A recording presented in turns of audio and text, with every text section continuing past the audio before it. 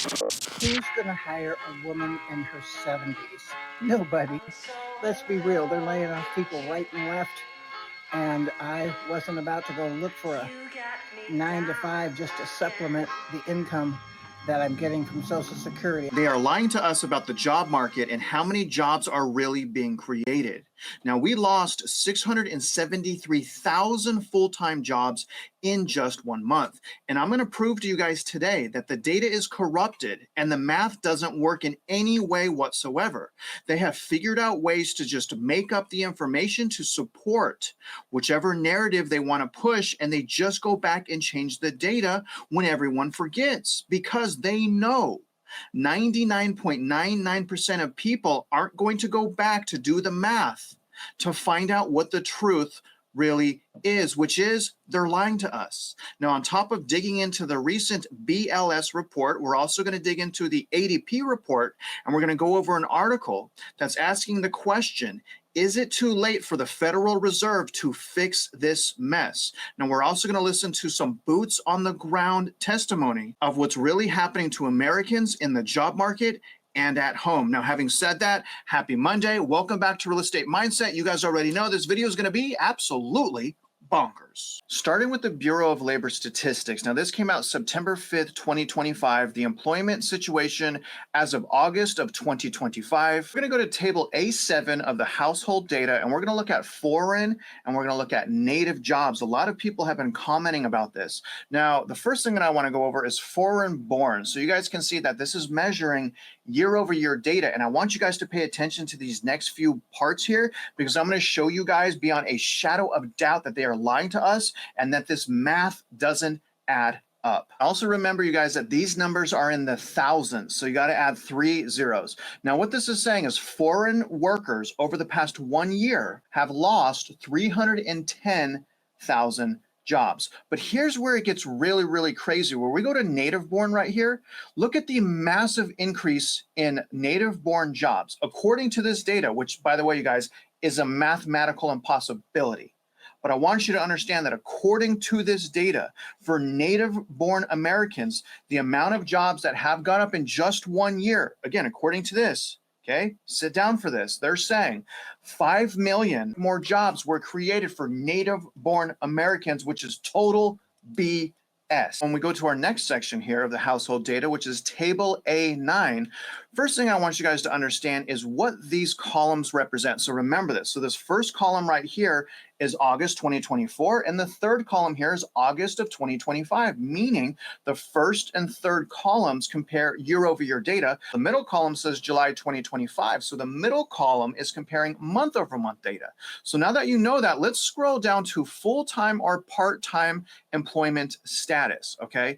Now, here's another huge discrepancy. And again, this math, it doesn't add up. This first column right here that says full-time workers. Now, the first thing is let's compare month over month, which again is the blue to the green number. So for full-time, month over month, this is saying that we lost for full-time jobs in 1 month, 673,000 full-time jobs were lost. Now, that's a lot, and that's scary. But the even scarier thing is how they're lying to us. When we compare the yellow to the green, and I'm going to show you guys this here in a second, but when we compare the year over year for full-time, the year over year for full-time is saying that we gained 1,079,000 jobs. Again, when we look at the year over year data, which is the yellow to the green. When we go to part-time workers, it's showing the blue to the green. The month over month is an increase of part-time jobs of 161,000.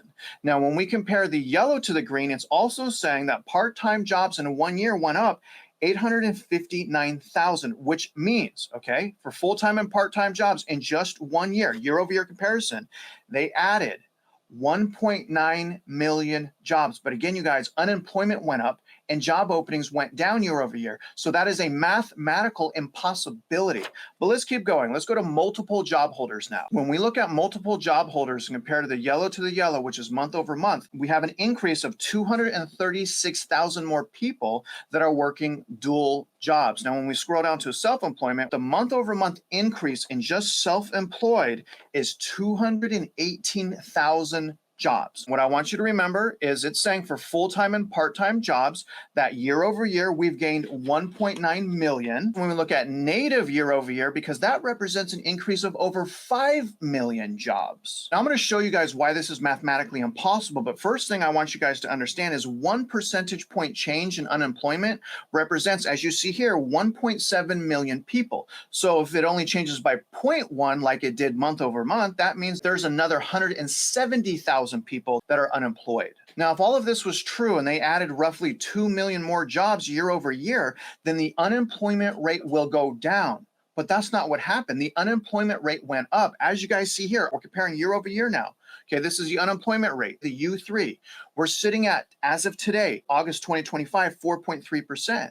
But last year in August of 2024, the unemployment rate was lower at 4.2%. So the fact that they're saying they added 2 million more jobs year over year, how?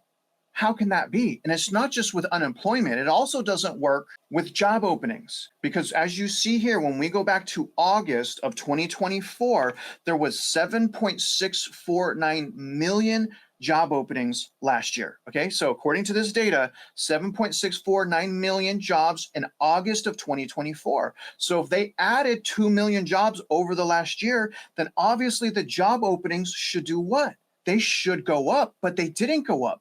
They went down year over year to 7.181 million, which means that's 469,000 less jobs, less job openings. So unemployment goes up, job openings go down, and they're saying that they added 2 million jobs. So I guess the question is what's really going on in the streets? Citibank calling me. Hi, Michaela. I see that you're past overdue on your payments. Would you like to make a payment today? No. May I ask why you're not able to make a payment today? Sure. I lost my job 2 weeks ago. I would like you to put that in my profile as well instead of calling me 14 times a day. Yes, I will surely put that in your profile. They never put anything in your profile. So the payment of today needs to be $230. We have your Bank of America information online. Would you like to use that? No, I just told you I lost my job. I don't have money. Okay, yes. Do you know when you'll be able to make another payment? My words exact. As I said before, no. And I really don't know how to answer that without being a sarcastic. Right now, I'm not even able to buy groceries. So do you think I can make this payment? Well, Miss Michaela, I guess not. If we were able to lower it to 146 instead of 230, would you be able to make the payment today? Nope. Still no. I told her, babe, you could lower it to 46 cents. I still can't pay it. I don't know if she thought that was funny or not. They don't care about us. They just need to make money from us despite the turmoil that we're facing, and they will keep hounding you. And some of these people are going to sue you into the ground to try to collect what little money you have left after this massive tragedy that we have right now, which is the cost of living for mom and pop, everyday American. Who cares about the top 1% in America that is filthy rich? We need some of that power and some of that money to be dispersed throughout America so we don't have this massive wealth gap. What data do we trust? Do we trust our eyes and ears and what we're seeing, boots on the ground, or do we continue to trust the government data? Because I just pointed out that they're saying 2 million job increases, but yet job openings are down, unemployment is up, so mathematically that doesn't work. So my question again to you is who do we trust? This is a pretty good article that came out on Saturday, September 6th, titled "The Fed Got It Wrong and Is Late Again," top economists said, as job gains collapse. But if the Federal Reserve is there just to support the banks, then they're not late. They're right on time. A chief economist said the Federal Reserve is behind the curve in lowering rates now that the economy is slowing, just as it was tardy in hiking rates when inflation was spiking. And I'll 100% agree with that. They should have raised rates a year before they started. This goes on. I think they have gotten it wrong, he told CNBC on Friday. I think once again they're late. They will cut in September, and I suspect there will also be discussion, should they cut 25 basis points or should they cut 50 basis points? That would mark another policy mistake in recent years. As the economy began to recover from COVID-19 pandemic, prices began surging. But the Fed was slow to hike interest rates. In fact, if you guys remember, they said that the inflation was transitory. They were so wrong about that, weren't they? But we didn't really know that until after they created the Bank Term Funding Program over the weekend. Isn't that interesting when you think about it? When it finally started in 2022, it launched the most aggressive tightening cycle in 40 years, though the economy didn't tip into recession as was widely expected because they kept printing money. They kept lifting us out of recession with the deficit spending. For one, the Fed should have cut rates in July, but Powell's view in the job market was too narrow and ignored the weakness that was building under the surface. The risk with waiting to provide support to a weakening labor market is that it can deteriorate in a non-linear fashion, meaning the job losses can quickly accelerate. And I'll also tell you guys, it could take a half a decade to fix. It takes a very long time to get the pendulum to swing the other way. For his part, Powell has pointed to the unemployment rate, which has been relatively steady for more than a year, noting that the supply of workers in the labor market has dropped alongside a decline in demand. Trump's immigration policy has sent more than 1 million workers out of the labor force this year. As a result, the break-even level of job gains that are needed to keep unemployment flat is lower than it used to be. At the same time, the Fed's dual mandate of price stability and maximum employment is forcing policymakers to balance the risk of further stoking inflation, which is robbery to the American people, so that's not a good one, which has been climbing as Trump tariffs ripple through the supply chain. Tariffs are also weighing on the job market. In a note on Saturday, chief economist at Apollo Global Management observed that job growth in tariff-impacted sectors is negative, while sectors not directly impacted by tariffs are declining, but still in positive territory. There's still time for the Fed to correct its mistake. Do you guys really believe that? Comment below. And perhaps cut rates more aggressively. But the risks to the economy are elevated as lower income households have seen their financial security decline, and even middle income households and upper income households. Could they play catch up? This is saying, yes, they could. Hopefully they will, but it's a more risky operation than a lot of people expect it to be. It's also not certain that the Fed can actually save the economy. Moody Analytics chief economist Mark Zandi previously warned that with inflation still climbing, the central bank will have a hard time coming to the rescue with a steep easing cycle. Similarly, JP Morgan Asset Management chief global strategist said rate cuts will reduce interest income for retirees and encourage businesses to hold off on borrowing money and wait for rates to get even lower. The whole history of the 21st century is rate cuts don't stimulate growth. They didn't in any way after the global financial crisis. So don't look to the Fed to bail out the economy like a lot of people are pushing that. Like as soon as rates go down, we're going to be fine. No. As soon as rates go down, we're going to be worse off. You guys will see that. Now, on top of that, lowering rates could also raise fears that the reason the Fed is cutting is because it sees a recession on the horizon.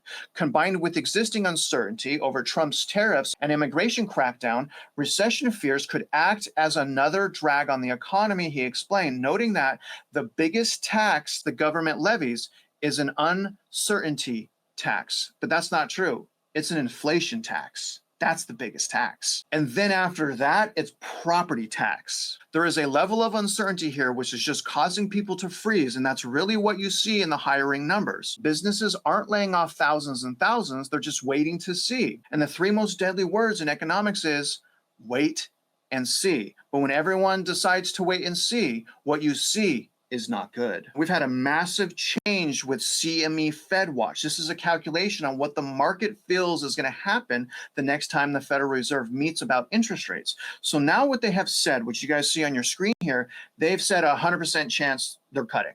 So 100% chance they're cutting.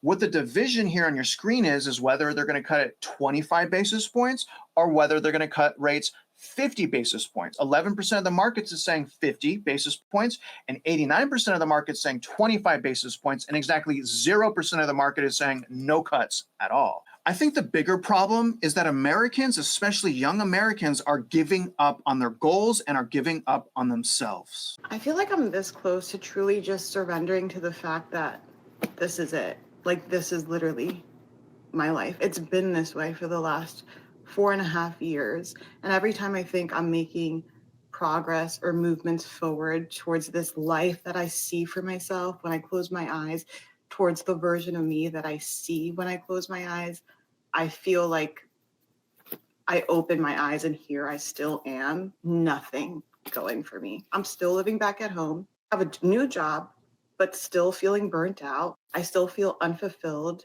I still am just here. No hobbies, no talents, no interests, no passions.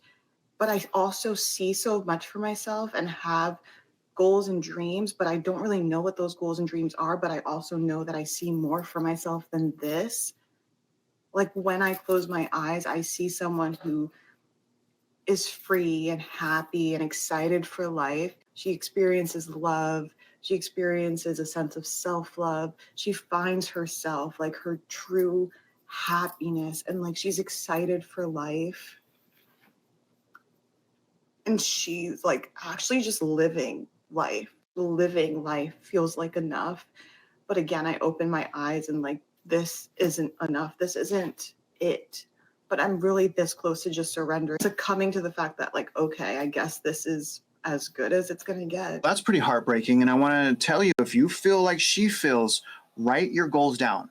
Write them down in detail and then start creating plans that you can adapt. You can change these plans, but start creating plans on how to achieve your goal. Don't just sit there idle. Then you're probably going to be just wallowing in depression. And that's not something that anyone wants. Now, my question for you is this. What do you guys think that the Federal Reserve can do, if anything, to help out mom and pop? I mean, that's what the article we just read was talking about. Personally, I don't believe they can do anything except close down and give us all of our assets back, which is roughly $6 trillion that they're currently holding. So if they really want to help us, close down the doors and give us that $6 trillion in assets you have. The ADP National Employment Report for private sector employment came out last week, and that says that jobs increased in August by 54,000 jobs, and pay was up 4.4%. The ADP National Employment Report is an independent measure of the labor market based on annualized weekly payroll data of more than 26 million private sector employees in the United States. ADP's Pay Insights captures nearly 14.8 million individuals' pay change observations each month. Together, the jobs report and Pay Insights use ADP's fine-grained data to provide a high-frequency picture of the private sector labor market. They're going to show us what happened per industry. They're saying goods producing, that had an increase of 13,000 jobs, specifically natural resources are mining and in construction, but manufacturing actually lost 7,000 jobs. Now, the big winner here apparently is service providing, that gained 42,000 jobs, but trade, transportation, utilities actually lost, according to them, 17,000 jobs. Information gained 7, but financial activities lost 2,000. However, this is weird. Professional business services gained 15,000 jobs, while education, health services lost 12,000. They're also saying leisure, hospitality gained. This is crazy, and this doesn't make sense to me because it's leisure and hospitality. Those aren't like recession-lasting jobs, but those gained 50,000 jobs. Job stayers gained 4.4% in 1 year. And please, you guys, seriously, do me a favor, okay? In 1 year, I want you to comment below. Are you making more, or are you making less, or are you making the same? Seriously, guys, comment below, because I trust what you guys are saying a lot more than I trust these corporations and a lot more than I trust the government. When the public realizes we're in recession and the employers somehow realize we're in recession because they don't already know that, then the job losses are going to get a lot worse. But I want to remind you guys, for some Americans, they have already lost everything, and some of them only have their cars as a roof over their head. I've been living in my car for over a year. This is going to be my second year living in my car, and I haven't told anybody until now. Never did I think the day would come where I'd be strong enough to tell this story. Now, give me a second. I'm not even gonna hold you. This makes me very emotional talking about it. Well, I might have to like cut the clips and stuff. I was trying not to have the AC on because it's just loud, but I don't give a shit. I thought that I was gonna like get through this video with no tears. I didn't even start talking about it. I wanted to cry. I don't care about looking perfect. I just need to speak my truth. I'm not making this video because I need anybody's sympathy. I'm not making this video because I want any donations. I'm not making a GoFundMe. I don't need anybody's money. Living in my car taught me who I was, and it showed me who I am. All I want is for people to listen, and if you interact with this video, that would help me a lot. Bitch, give me 1 second while I get it together. Give me 1 second. Okay. In 2021, I fell into a major depressive episode that I did not know was going to be as bad as it turned out to be. I'm not going to get into the little details of everything and exactly what happened because it's just so much. I would be sitting here for 3 hours. I don't feel like enough people know how your brain can turn on you and how mental health can impact your life. There are so many people around my car. I'm not, like, and this next to me is over here revving his motorcycle. No one gives a about your motorcycle. Move! I'm overstimulated. There's a lot going on. It's hot. People just doing too much. At this time, I was still living with my parents. It was a really toxic environment, and I didn't have any friends. And so I was never going anywhere. I was always inside. What had happened to me made me super depressed to the point where, like, the one thing that I did do, which was social media, I couldn't even do it anymore. The thing that had happened to me had just affected me so heavily, and I was not prepared for what that trauma was going to do to me. Like I said, I didn't have any friends. Was in my room all of the time. So it's not like I was around anybody who could notice the difference in my behavior and how much I was changing. How I went from being so happy all the time to just not even being able to get ready. I went through that depressive episode. Many of you are aware that back in 2009, I had a bankruptcy, I had a foreclosure, I had a repo, and I owed a 6-digit income tax lien. My credit was destroyed, and I constantly tell a lot of you, it took me 9 years to get myself out of the gutter back to where I'm at today. But the reason why it took 9 years, and I really want to really emphasize this, is because I was so depressed that I had failed. I had failed my dreams, I had lost everything, and I felt worthless. Now, what I had found out was that was just in my head. Just like me, that woman that you were just listening to is just confused and she's in pain with no one to help her. Now, the only thing that I knew to do that helped me was, number one, praying to God. Okay, I had to pray to God every single day. Anytime I felt bad, and I still do this today, I pray to God and I try to lift that up to him. But the other thing that I did is I had to set my goals, and I had to stop at nothing to achieve my goals. And the closer and closer, and maybe it was 1 centimeter at a time, but the closer and closer I got to my goals, the more that I was motivated to keep going. So if you don't have any goals, no wonder why you're feeling a little bit depressed. It helps to create goals. I don't know that it's going to help everyone, but that's how I did it. But it took me 9 years. So if you have a better way to help these people, please comment below. Let us know how you would help someone in her position, and who do you think that she can go to get support, the kind of support that each and every one of us wants and needs. Now, other than that, guys, I'm going to get you out of here. Don't forget to go to the links, join the Facebook group. The link is below. Go to Mitch's website, mockingbirdproperties.com/DCAD, and go to realestatemindset.org and start taking the free courses so that you guys can be ahead of the curve and become a winner on the other side of this recession. Having said that, if you guys are out there investing in yourselves, in your lives, your education, your discipline, your mental mindset, all of that type of stuff, you guys already know. I wish you luck, and I hope you win.